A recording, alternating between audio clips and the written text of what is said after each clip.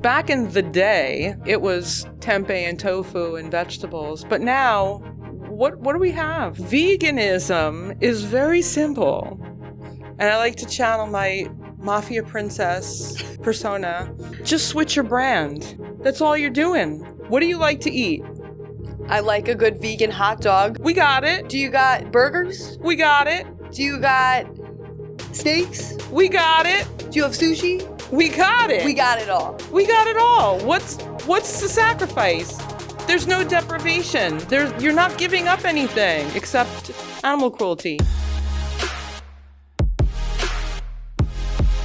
What the hell is up, you guys? My name is Jamie Logan, and today I am here with the one and only Lisa DeCrescente. Thank God for that. I finally pronounced her last name right. Yeah, you did. You were about to rip my head off before we started this.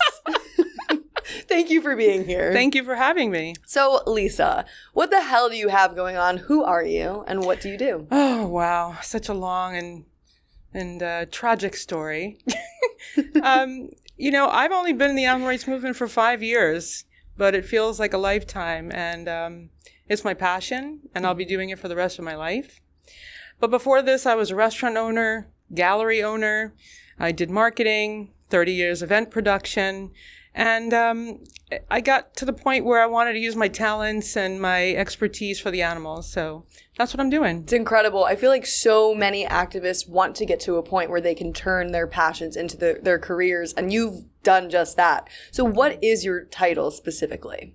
Director of Special Projects for Farm Animal Rights Movement. And what is FARM, and what kind of work does FARM do? FARM is actually one of the oldest animal rights organizations in the United States. It was founded over 45 years ago by Dr. Alex Hershaft. He is a Holocaust survivor, incredible man. He's dedicated his life to the animal rights movement. And right now we're being led by Eric Lindstrom, our new executive director, and Addison Lance, an associate executive director. And I feel like the team we have is going to take FARM into the future. It's like FARM 2.0, if you will. We're getting back to in-person events. We've been doing something in Maryland for a couple of years, super successful. We call it the Vegan Festival for non-vegans. And we're educating a lot of people about how amazing the plant-based lifestyle can be. It's green, it's sustainable, it's delicious, and we're having fun doing it. So while you're doing all of this, you're also working on your own passion projects. Absolutely. And you're writing. So Absolutely. let's backtrack 6 months ago when we first got in touch and in contact. Yeah. So for those of you that have probably seen on my Instagram or social media, there is a new film coming out, and it is called The Next Girl. And Lisa was the creative genius behind this, the writer, the visionary, along with Star from Vkind. Team effort. And the Vkind team, absolutely. Yeah. But you came up with the idea. I did. So let's backtrack. This is a few years ago in the making. Over 3 years ago now. Yeah, so what is The Next Girl film? Give us a general overview of what you can say now at this point. We can't give too much away, but... The general overview is that Jamie Logan is the next girl. Oh. That's the general overview. She is the ingenue of this film, short film. And 3 years, I was inspired because my true passion in the animal rights movement is to grow the movement, to grow the community, to bring more people into the vegan lifestyle, right? And there's a lot of organizations that support and provide resources to people who are already vegan, and activists and advocates. And that's very important. But my thing is, I want to make more vegans, you know? And I feel that there's a lot of content out there that's educational, that's very well done, but people who are not vegan are not going to watch it. And that's a problem, because these are the people who need to see this stuff, right? We need to create things that have like a backdoor kind of thing. And I want to say not in a deceptive way, but kind of manipulate people into seeing things, you know. So The Next Girl is about a girl who is born into a dystopian world.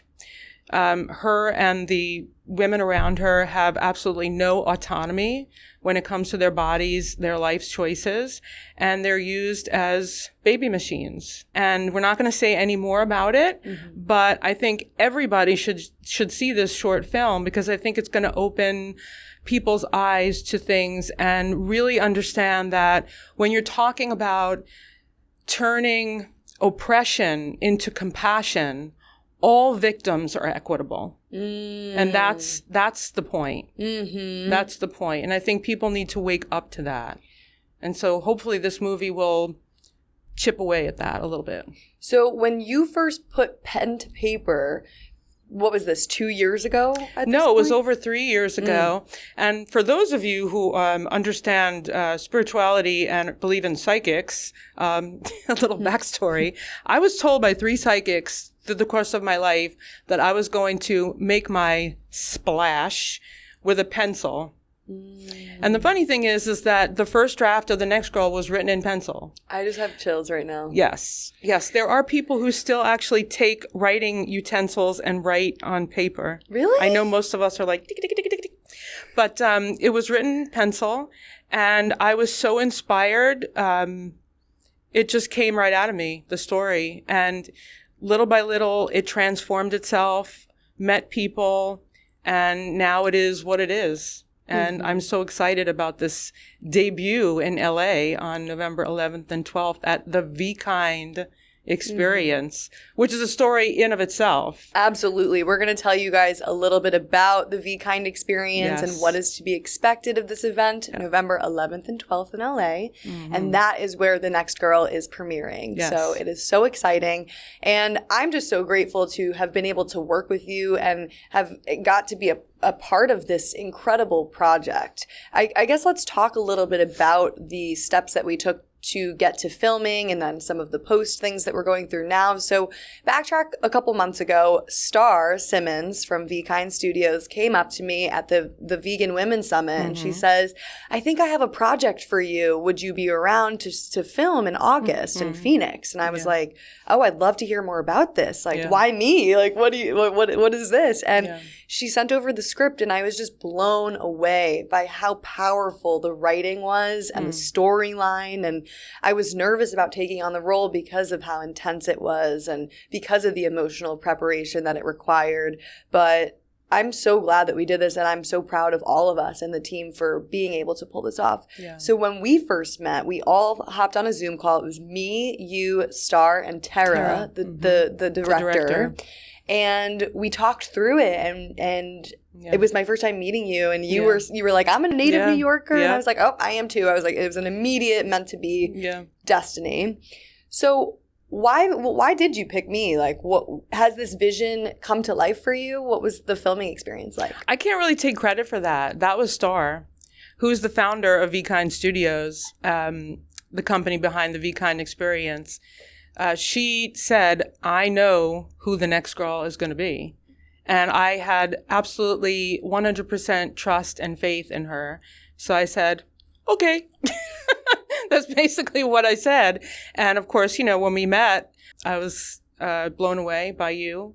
And, on set, I don't know if you ever talked about this on any of your other episodes, but everybody that was part of the crew, and some people were absolute legends in the film industry, people who have been working in the industry for decades, so blown away by your performance, so blown away by your dedication and commitment and the talent that you have. Thank you. And so I am the one that is honored to be working with you. You actually brought this character to life, and I couldn't think of anybody else I'd rather have played the part. Oh, I'm going to get emotional. That's so nice. That's so true. Nice. It's all true. Thank you. I mean, it's obviously something that I'm so passionate about, the writing and the message of the story. And I have to give Justina Adorno some credit as well for working with me weeks leading up to the shoot and helping me emotionally prep for it. Yeah. But let's talk a little bit about the shoot and what the location was like and how that impacted all of us. Yeah. So again, Star found this incredible location near where she lives in Arizona. And the place is called The Slaughterhouse. It was a meatpacking company, slaughterhouse, back in, I think, starting in the late 50s. And it was bought and sold and bought and sold. Ultimately, now it's used as like a haunted house during the Halloween season. And then the rest of the year, it's shut down to prepare for the next year. But it provided us the most incredibly perfect, extraordinary location for this movie. It was not easy. We were a family for about a week, and I think we all felt that. The energy was high, and it was very kinetic, but it was 120 degrees, so we kind of suffered through it, but we did it. It was like a labor of love.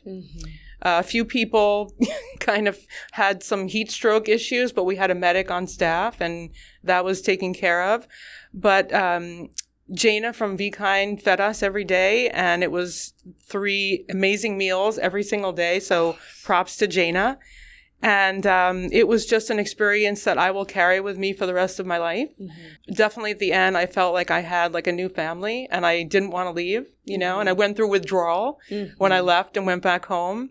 But it was the most educational, inspiring, and life-altering experience that I've ever had. I completely agree with you. I mean, you really took the words out of my mouth. And also, just to be clear, every single meal that was on set was completely plant-based. No animals harmed in making. Yeah. Absolutely. It was just, you know, I don't want to cry because I don't want my makeup to run. But but it was very emotional. And I think that the energy that we all put into it, both individually and as a team, will be felt when people see the movie. I really do believe that. And there's some really crazy stories attached to this location. You know, we won't talk about that now, but it was the perfect location, and, you know, we were blessed to be able to have access to it. Absolutely. Yeah. So, guys, definitely, if you can't make it to the premiere November 11th and 12th at the Vkind Experience, definitely get ready and stay tuned. We're going to post this probably on YouTube and Unchained TV so that it's available and accessible to all. But what's really also very exciting is that over 500 film festivals reached out to us after posting the trailer. I think it's almost 1,000 now. And we've already won 2 awards. Wow. We've already won 2 film festival awards, and we haven't even debuted the film yet. Incredible. Yeah. So it's just a testament to the quality of production that Vkind Studios is capable of, right? And hopefully they'll do more. We'll see. But I know they have their hands full with the Vkind Experience, and that is going to be a groundbreaking event of the year. I mean, I can't wait. I'm so excited. So blessed to be a part of it, you know, and to be able to like just be there when it happens, you know. So, if you are in the LA area the weekend of November 11th and 12th, buy a damn ticket. Come on, you cannot miss this. You're going to be rubbing elbows with the most dynamic vegan individuals in the country. And I think there's even people flying in from other countries to do this. So it's pretty spectacular what they've put together. Well, this is an event that has never been done before. This is an experiential event that takes you around the world in one location where each room has different themes. So one room is going to be the oceanic room, which has live mermaids and fish projections on the screens. Just to be clear, there are no animals, obviously. No objectification, no exploitation at all. All the food that is served there will be completely plant-based, but we really want to immerse people into this world of what the world could look like if plants took over. So just picture animals free and happy, and you're going to be seeing cool performances like in the African Experience in that room, and I am just so excited. I saw the space at the Magic Box Theater a few weeks ago. 40,000 square feet. It's incredible. There's going to be special effects and different rooms that have to be built. But from what I even saw, I'm just so excited to see it all come to life. Well, the great thing about this event is because immersive events have been done, but it's visual. This is something for all the senses.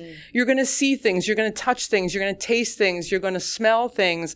It's just this incredible, like, bacchanal buffet of fantastic. It's going to be amazing. So we're really excited. Come hungry. Your ticket includes all your food, the experience, the Next Girl film, and networking. And there's also going to be different brands there that will be set up in the networking tent that everybody can interact with. And a children's room. Free babysitting. Free babysitting. And there's people that are actually bought like groups of tickets and they're having their kids' birthday parties at the event. Wow. Like, yeah, it's really impressive what she's done. Well, not her alone, the whole team, but Star is incredible. She's behind the whole thing. Absolutely. And in one of the rooms, the Next Girl film is going to be premiering in, and then there's actually going to be a room right after the Next Girl film that is going to be a room where people can decompress. Yes. Yeah, let's talk about that. Yeah. It's called the Reflection Room, and so we're basically giving people an opportunity to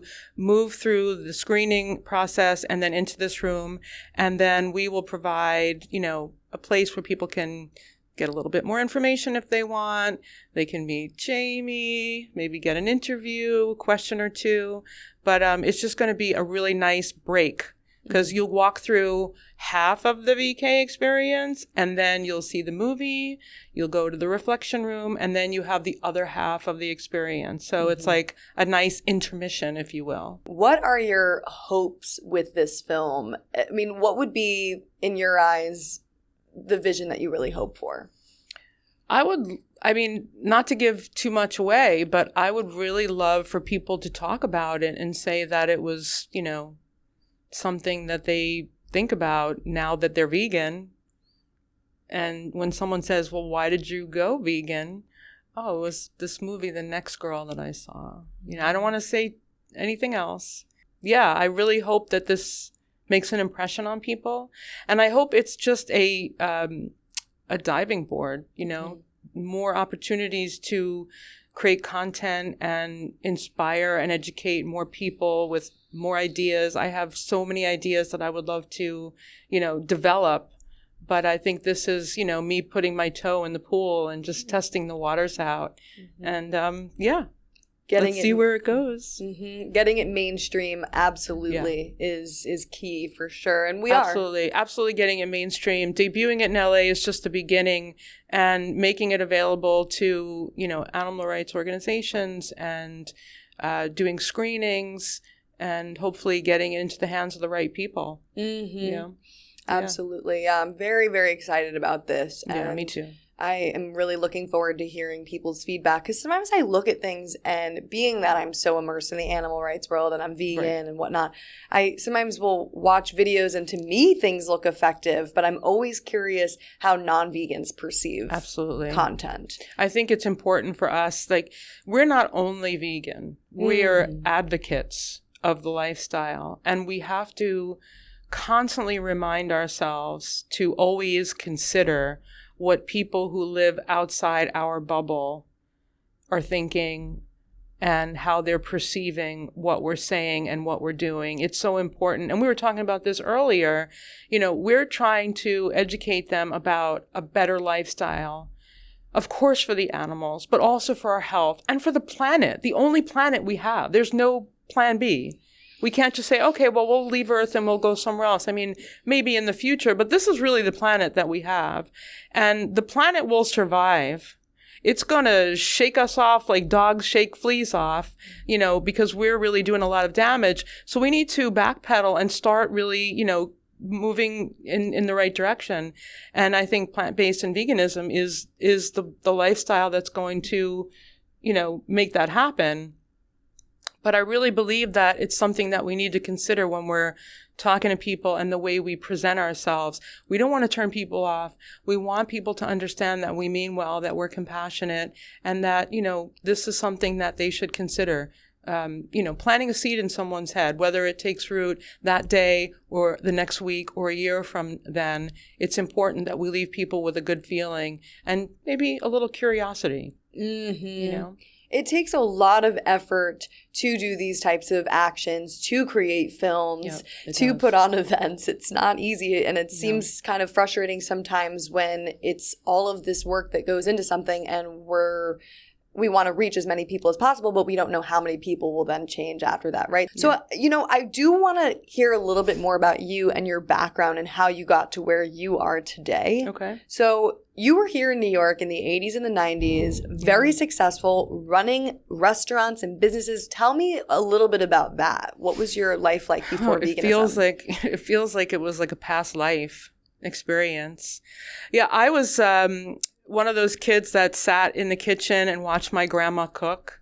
And I was just like so inspired and in awe of her, like just chopping an onion, you know, it was just like, you know, she was the glue that held her family together with the food. And we weren't religious, but we got together for every single holiday just because we could eat, right?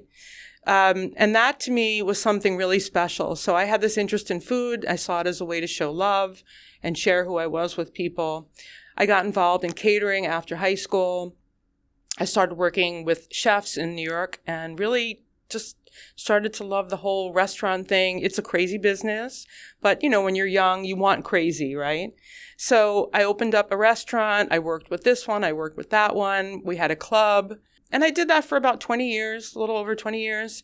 But then I left that industry and I went into marketing and art, and opened up an art gallery.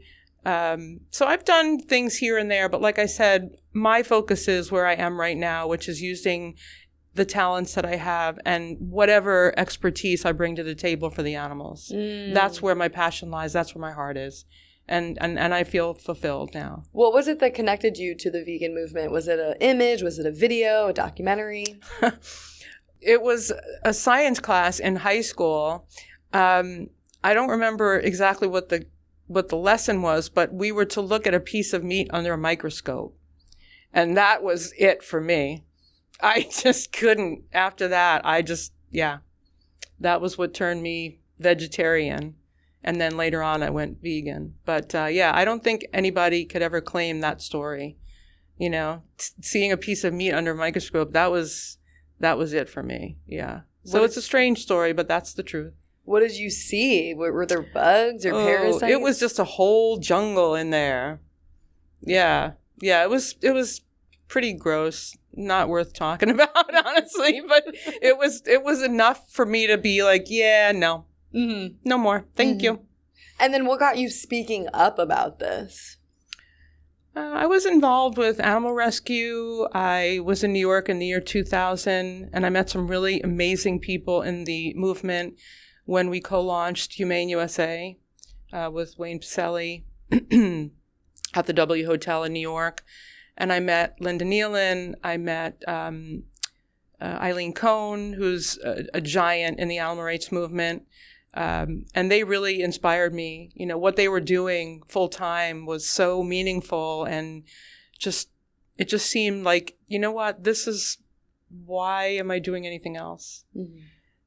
So I started doing rescue. I started getting involved with companion animal rescue and doing events here and there. But about 5 years ago, I made the switch to really dedicate and came on board with Farm, and have been with Farm ever since. Incredible.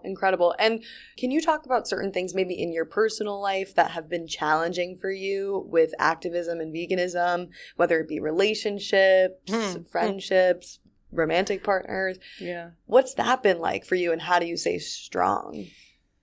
Whew, we're really pushing a button. I know. I did it on purpose. You did it on purpose. Thanks, Jamie. Yeah. To say that I've sacrificed a lot for this is an understatement. I just broke up with someone, and my lifestyle was something that they couldn't deal with ultimately. And I think the film was really what kind of it was like the last straw on the camel's back kind of thing. But I'm sitting here. I'm not with them. I believe in what I believe in, and I know I'm doing the right thing. So, yeah, I've sacrificed. It's not easy, but I'm doing it for the animals. I'm doing it for my health.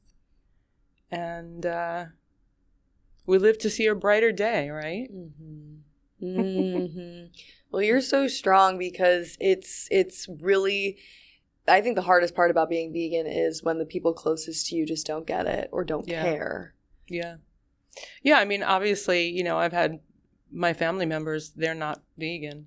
I have a cousin who is, but we don't really, he lives far away. Sometimes you have to seek support in your own community. And Farm, actually, one of the things that we do is we host a monthly support group online, which is great because it's free.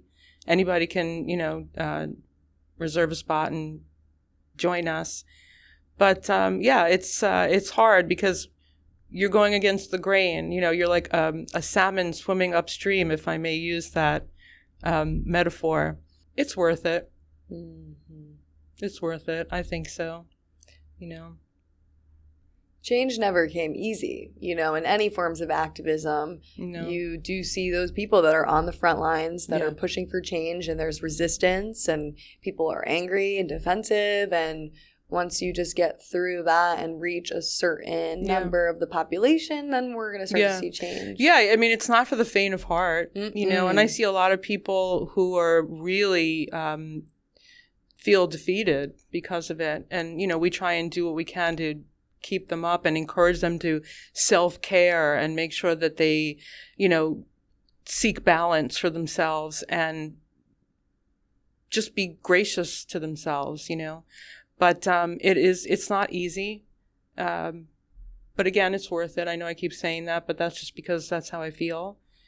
When you look into the eyes of an animal, one of the things that I remember is when we were driving to the airport at the end of our film shoot, the end of the week, we were in the car together and you were in the passenger seat, I was in the back seat, and to our right was a truck filled with farmed animals being taken to slaughter. And I couldn't look. I don't have you do things that I can't do. You talked in one of your interviews about going to the slaughterhouses and going to the vigils. I can't do that. I would not be able to function. So I do what I can behind the scenes, event production and, interviewing people and collaborating with people that can do it. I don't have the heart for it. And I have so much respect for people that do and can do that, but I can't. It is traumatizing. I mean, it's really, really awful. And it's made me unable to sit down at tables where people are eating animals. And it's definitely given me a level of PTSD that I didn't have before. Yeah.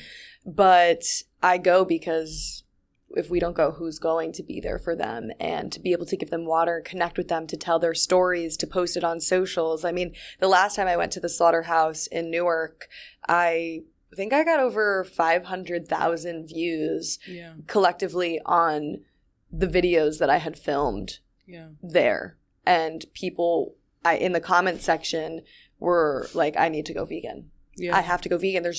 I can't keep justifying it. And I'm like, this is why I do what I do. Yeah. Exactly why. Well, let's talk about going vegan, because back in the day, you're a lot younger than me, but back in the day, it was tempeh and tofu and vegetables. But now, what do we have, right? I like to say, and we were talking about this earlier, veganism is very simple. And I like to channel my mafia princess persona. Just switch your brand. That's all you're doing. What do you like to eat? I like a good vegan hot dog. No, but you like hot dogs, right? Yeah. We got it. Okay. Do you got burgers? We got it. Do you got steaks? We got it. Do you have sushi? We got it. We got it all. We got it all. What's the sacrifice? There's no deprivation. You're not giving up anything except animal cruelty. So there is no reason not to do it. And go vegan. Absolutely no reason. That's what I say. Yeah, it's this major disconnect where, I mean, we're obviously breaking down years of social conditioning with people. And so you never know what it is that's going to be that final thing that clicks for them, because I think along the way, there's different messages and seeds that are planted. Absolutely. When I think in my own personal journey towards veganism and activism, there were different messages along the way. Yeah. One, it was seeing a livestock truck on the highway. Another one was seeing a film, seeing an advertisement for PETA. You know, petting my dog, going to a zoo and seeing those animals there. Because that was the only place that I had ever seen farm animals growing up here in New York, was when I went to a zoo. True. Yeah. And unfortunately, I wished I had known back then what I know now, but now there's sanctuaries that you can go to. We should not be supporting animal prisons. Right. But you live and you learn. Well, I don't know if you're old enough to remember this, but do you remember when Barnum and Bailey Circus used to be at Madison Square Garden? I don't remember that, but I know the circuses were. Yeah. But they don't exist anymore, as far as I know. You know, and that's another kind of animal exploitation, animal suffering. Circuses, zoos, vivisection, research, you know, of course, the fashion industry.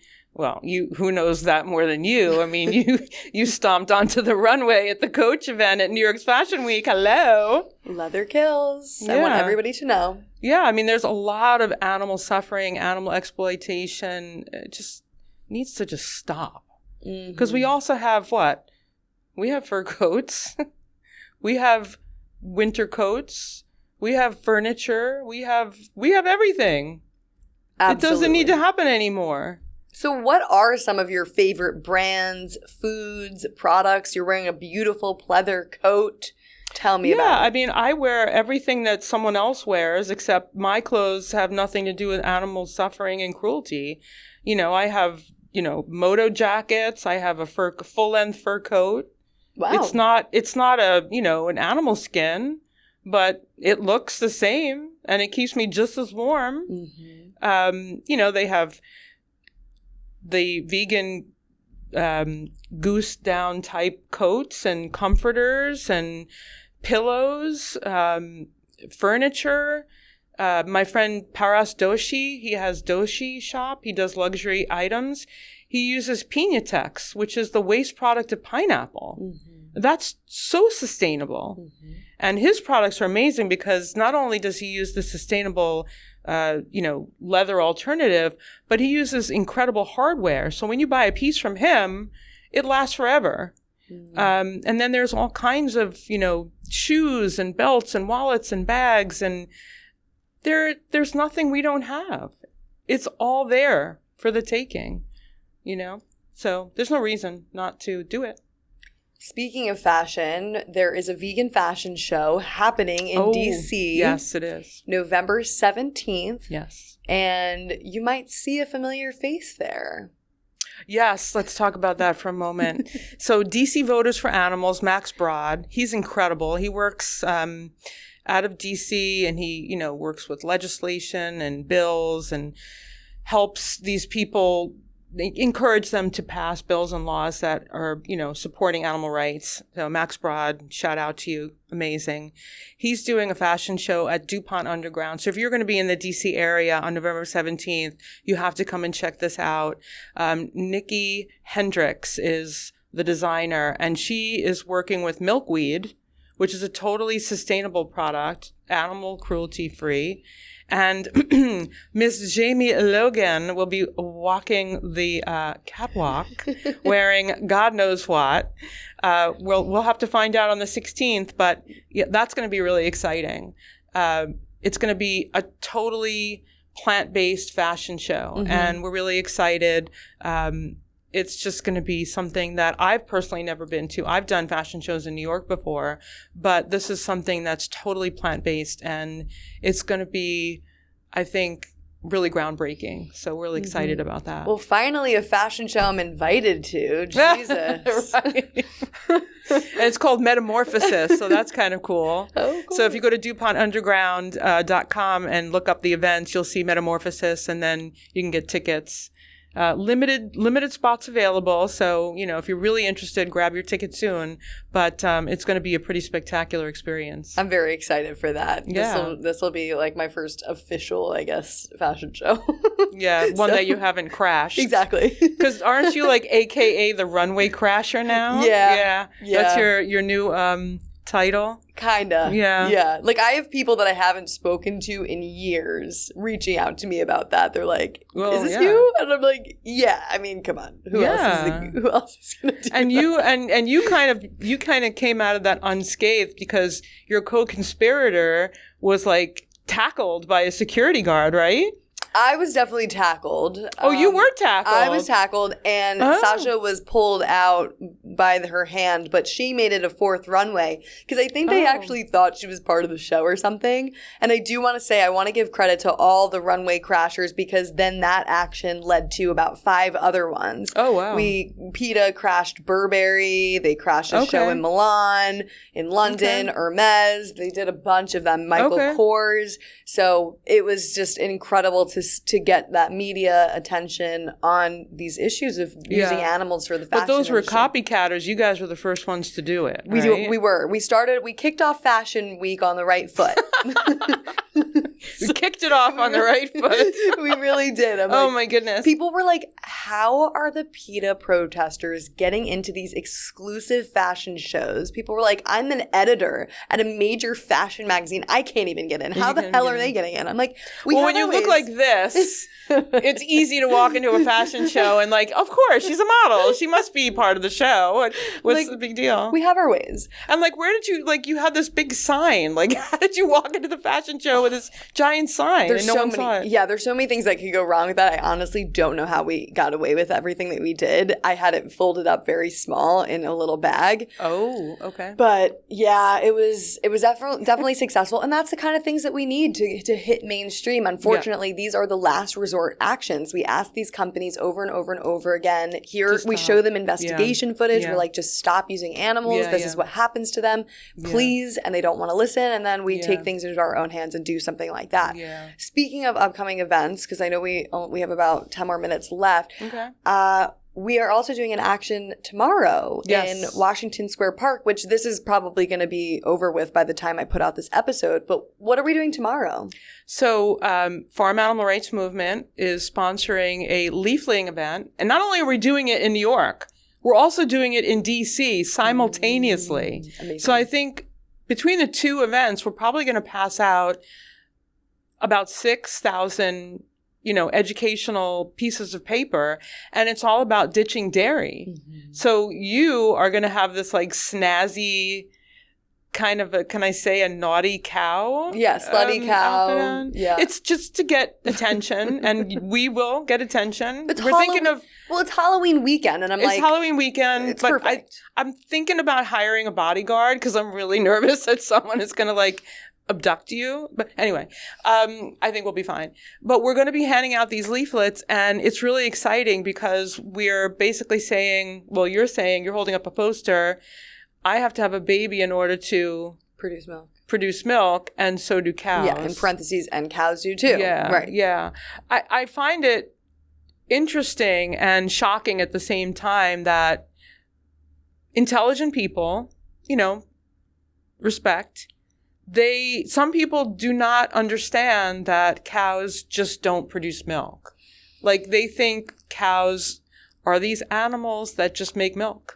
They don't know that they have to be impregnated forcefully, of course, and like over and over again, not simultaneously, but over and over again, to continue producing milk. Mm-hmm. And what happens to their children? Exactly. When every single glass of milk, every single bite of cheese, every lick of ice cream means that there is a baby somewhere without access to its mother's milk. And if they're male, if the baby cow is a male calf, he will be kept in a crate his whole entire short 14 to 16 weeks. Mm-hmm. And then trucked to the slaughterhouse. I mean, imagine. For veal. Imagine. People are still selling veal. Restaurants are still serving veal. Imagine slitting a baby cow's throat. I mean, what is wrong with people? I don't know. it's a systemic issue. And not only are the animals being exploited, people are being exploited as well. It's a terrible thing, and it needs to stop. But if, like you said, the bobbies, the male calves are, they're either killed instantaneously because they're useless to some people. Yeah. Not really, but that's what they claim, they're useless. Or they're kept in these terrible, cages where they can't move and killed for veal within weeks of their birth date. If it's a female, then they're born into the same enslaved life as their mothers, and then they take their mother's place. Because even dairy cows, anywhere between 2 to 5 years old, they're sent to slaughter. Most of the cows that I see at these slaughterhouses are dairy cows. They're babies. We're eating babies. I don't think people know that. Like, they don't realize it. It doesn't really matter what you're eating in terms of animal meat. If you're eating pork, if you're eating beef, if you're eating chicken, if you're eating turkeys, if you're eating any meat, these are babies. Yep. We're talking weeks old. We're talking a few years old. But that's it. They're babies. We're eating babies. Well, I feel like in society, we've created an us versus them, and we've been able to say, well, they're not as intelligent. Well, they're not cute. Well, they're animals. And by creating this division, that allows us to continue to oppress them and do the things that we do to them. Well, this whole thing that we have dominion over the earth, that's not true. We don't have dominion over the earth. We're ambassadors. We're supposed to be taking care of those of us who are, not as intelligent.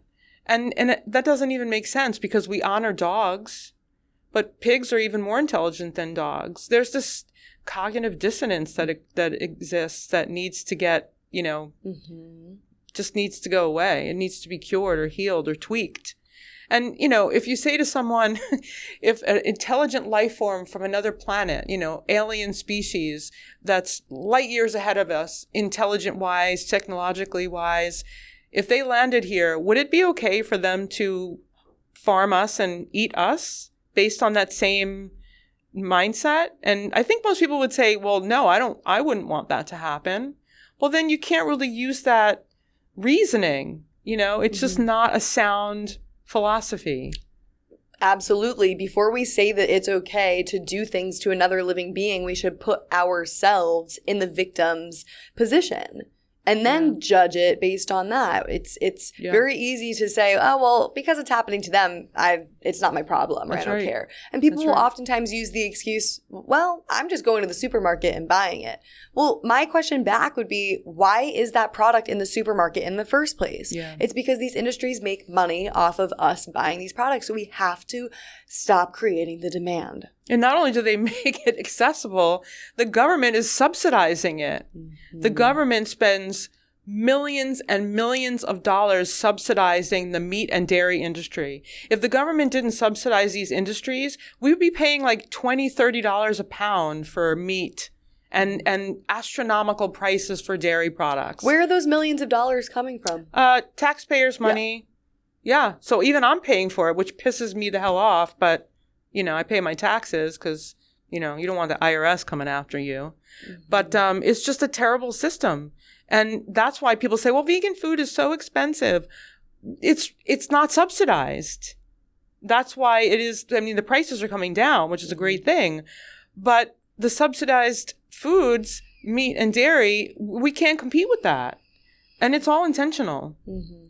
I do believe that in 10 years from now, we're going to start seeing plant-based foods and the prices going down. Even cultivated meat, which is going to be a technology that comes into place. They're trying to scale it and bring the prices down. And once we can get those products to even match or become lower than meat products, it just doesn't make sense to keep putting money into a failed system. No, absolutely. And that brings, the subject of food science and food technology, because you have cultivated meat being worked on. You have printed products. They're printing things like salmon and, and meats now. And, hopefully it'll come here. But in other countries, they're doing that. And then you have companies like the Better Meat Company. They're doing fermented mycelium, and it's a product called Riza. And they're making steaks and chicken and foie gras out of it. We're doing a foie gras campaign. Farm is doing a foie gras campaign with DC Voters for Animals in DC, where we're introducing cruelty-free foie gras to all these chefs. And they're starting to add it to their menus, which is phenomenal. Because how are you creating foie gras is a terrible process. And it's, one of those atrocious things that needs to stop. Foie gras is fatty duck liver for those people that may not know what it is. And they stick these really large metal tubes down these ducks' throats multiple times a day to forcefully feed them so that their livers get fat. And then they ultimately kill them. Yep. Disgusting. It is. Why do we have to tell people this? You would think it's like common sense. Common sense is probably one of the least common things nowadays. I think people are in survival mode and they're on like this autopilot. They just need to get through the day. So there's not a lot of critical thinking. And so we're here to remind people to start thinking about the choices. And, if you talk to people, most people are aligned morally. Yeah. Like if you ask someone, do you support animal abuse? They'll say, of course not.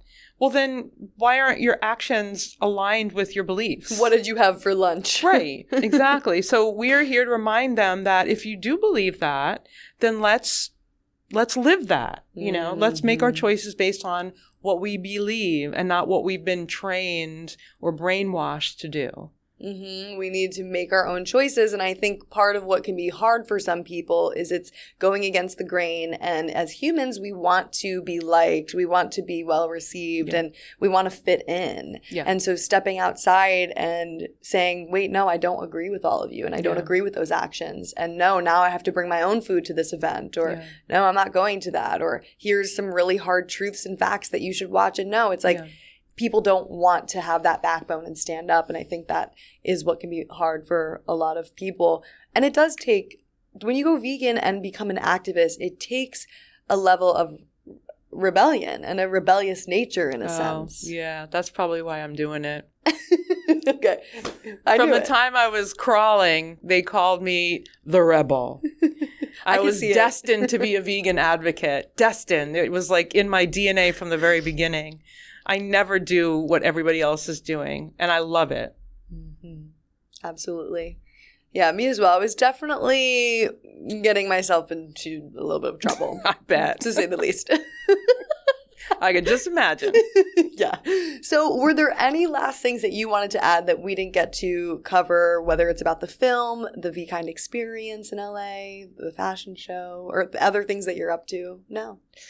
I would just say that if you are interested in Farm Animal Rights Movement, the organization, go to farmusa.org and donate, get involved in some of the things that we're doing. We have volunteer forms that you can fill out. We're always doing events all over the country, especially in the DC and New York area. We have incredible events coming up in 2024. We are doing the new Planet series. We're doing an event in Virginia, an event in Maryland, and an event in DC. And we're really excited. We need speakers, we need vendors, we need volunteers, and it's going to be an incredible tour, if you will, thousands of people. We did this first in 2022 for the first time, and it was super successful. We had about 4,000 people show up. And then we did it again, and we had in between 4,000 and 5,000 people. So we're hoping that we're going to get a huge crowd to show up at all three events. And we're really inspired because people come to us afterwards and say, I had no idea that plant-based food was this good. And I had no idea that I could come and spend an entire day with my family at a festival. And oh yeah, by the way, the entire thing is sustainable. So we're really educating people about health. We're educating people about the planet. And of course, we're educating people about animals. So come to Planet Maryland, Planet Virginia, Planet DC. We're going to be doing Planet Virginia in Herndon, Virginia on April 21st. We have Planet Maryland on June 2nd and DC to be determined sometime in October, but look out for it. You go to planetseriesevents.org and you'll get all the information you need. And if you happen to be a company that's interested in getting involved from a sponsorship perspective, book a call with me because I want to talk. How can people reach you? You could go to planetseriesevents.org and you can click book a call. Or you can go to hello@planetseriesevents.org, and that email will come directly to me. And I'd love to talk. Great. It's going to be an incredible series of events. We're really excited. Super cool. Yeah. We're really asking you guys to clear your schedules for the next couple of months. There's a lot going on, so you can't really do anything else. You just have to come to everything we produce. Like that week that you're coming to DC, it's like November 14th, November 16th, November 17th. Oh, and then the Thanksgiving Day Parade. Oh, perfect. November 18th, we're doing the Montgomery County Thanksgiving Day Parade. We're expecting like 10,000 spectators. And Jamie will be there. It's Jamie's Corner. I'm finding this out now that I'll be there. Oh, no, you knew. You already committed. Don't even try it, girlfriend. I guess I did commit to that. Yes, you did. Well, I'm very excited for all of this. And when you go vegan and join this big family, this community, there are tons of events that you're going to come to and just you're going to eat a ton of delicious food, meet like-minded, compassionate people. Yes. And while it, can be hard dealing with certain non-vegans, like you gain so much by going vegan. I wouldn't have connected with you probably ever. Absolutely. Our paths would have never crossed. Probably not. Maybe, but probably not. Yeah. You can't spell love without V. Exactly. I love that. You know what, guys? 3 times a day, you can make a choice and a decision to better the planet, make better decisions for the animals and your health, and also support other issues. Most vegans do care about a lot of other issues. Absolutely. You can have 2 thoughts at the same time. There you go. Multiple causes, multiple thoughts. Well, that kind of concludes this episode. We look forward to seeing you, hopefully, at some of these events. Yeah. They're all coming to the event. They're coming. Everybody that's seeing this show right now is coming to our events. We love you all. Yes, We're very love excited. you all. You're the best. Yes. And let us know what you think of the Next Girl film. I'm so excited. Absolutely. So Thank why you, don't Jamie. thank you. And just say one more time where people can go to follow Farm. farmusa.org. And from there, you can see all of our legacy programs, all our other websites, Ditch Dairy, Compassionate Holidays, Day for Animals, Vegan Earth Day. It's all an incredible array of things that we do every single year, every month of the year. And we can't do it without people like you. And we just love what we do. We're heroes. I always say at the bottom of my email, heroes work here, because we're all heroes. Eric Lindstrom, Dr. Hershaft, Addison Lance, Allie Hinton, Shamira Braca, William Sidman, sorry. We're a small team, but we pack a mighty punch. Absolutely. Yeah. Making an impact. That's what it's all about. Absolutely. So with that, guys, you can follow me at It's Jamie's Corner. Always happy to connect, answer any questions. And until next time, thank you so much, Lisa. Thank you. All right. Bye. Bye.